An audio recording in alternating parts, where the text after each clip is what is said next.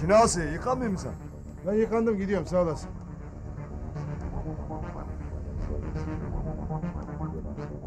Bizimki burada. Nerede kaldınız? Neredeler? Banyoda duştalar.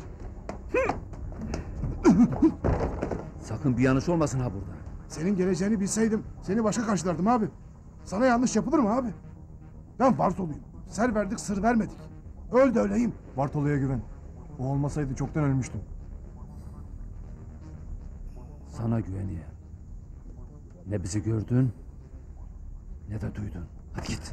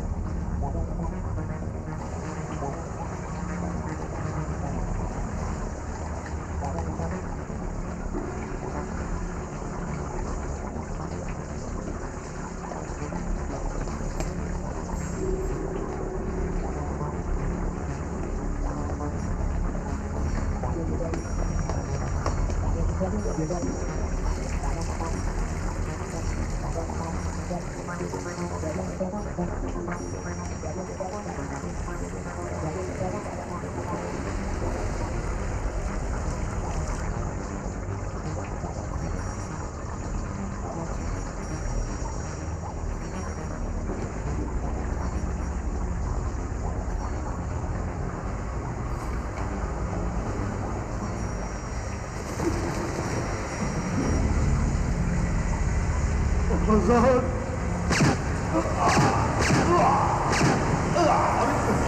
Abi ya ben bir şey yapmamışım.